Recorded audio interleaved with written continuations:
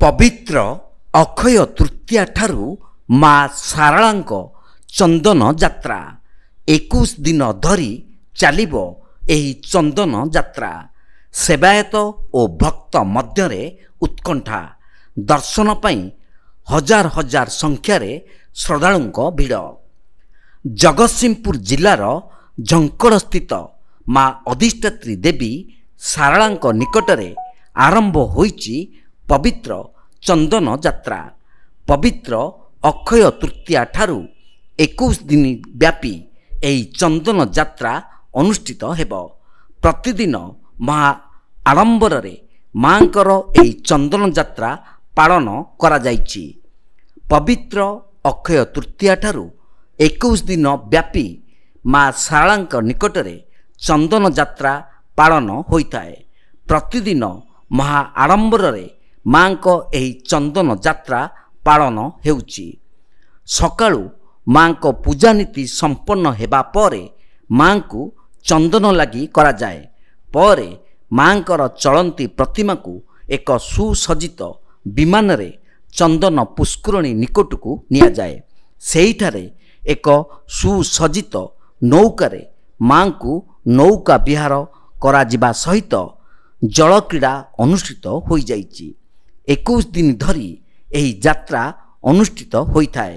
माँ चंदन पोखरी रे चाप खेलिबा सहित प्रत्येक दिन दिनरे और संध्यारे स्वतंत्र नीति अनुष्ठित होइथाए। ओडिशा रे सारଳା ठाकुराणी पीठ हूँ एकमात्र देवी पीठ जोठारे चंदन यात्रा पालन करा जाए। आ देवी चंदन यात्रा को नौका को विमान करती विजय करती।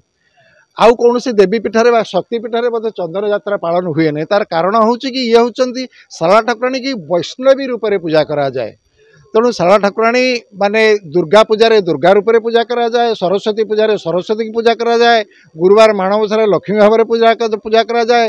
दोल पूर्णिमा रे राधाकृष्ण का विमान रे बसिकी से दोल मेलन करती। चंदन यात्रा रे मदन मोहन स्वरूप चंदन पुष्करणी चाप खेलती। ये हूँ सारଳା ठाकुराणी विशेषत्व। को आह्वान जुगरु मांकर एही चंदन यात्रा महा आडंबर सहित अनुष्ठित हेउथिबारु भक्त माने बेस खुशी थिबा देखा जाइछि। एही समय रे मांकर चलंती प्रतिमा बाहर को आसुथिबारु मांकु दर्शन करिबा पई बहु दूर दूरांतरु भक्त माने दर्शन पई आसीथांती।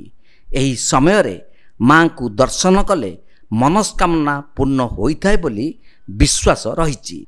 तेबे चलित वर्ष मानकर एही चंदन यात्रा महा आडंबर रे अनुष्ठित हेउथिबारु भक्त माने बेस उत्साहित थिबा बेले शांति श्रृंखला रक्षा करिबा पई मंदिर प्रशासन और पुलिस प्रशासन पक्षरु व्यापक व्यवस्था ग्रहण करा जाइछि। दीर्घकालीन मनोरम यात्रा होउछि 21 दिन धरिक परंपरा चलिबो। 30 तारिख दिन लटा भौरी चाप खेल हेब।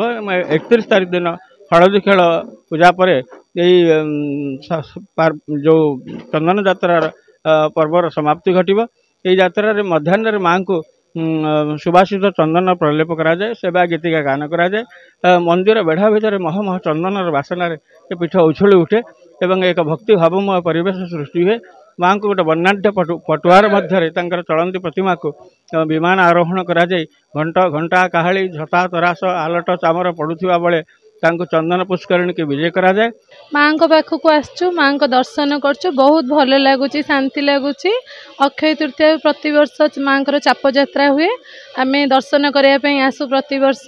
आज आसचु आसी बहुत भल लगुच। विश्वास रही मो झील तो कथा कहूनी एमती गुआ बसैवाई आसी तार गोटे गुआ बसैली आ माँ कृपा हम से विश्वास अच्छे बोली तो आसचु ना। बहुत भल भाव दर्शन कलु। माँ को दर्शन केवे देखी नुँ ए वर्ष फास्ट टाइम देखली। बहुत खुशी लगे माँ को भल भाव दर्शन कलु। पुणी मानसिक कर पुणी आर वर्ष ए दिन को भी आसबि। पारादीप आसती आम ग्राम सीठाड़ पारादीप। हाँ बहुत भिड़ अच्छी। भल दर्शन भी कलु भल भाव माँ को चाप खेल भी होची। माँ देखिलु केवे देखी नी फास्ट टाइम देखली माँ चाप खेलुं। जगतसिंहपुर रीता साहू को रिपोर्ट तीर्थक्षेत्र लाइव।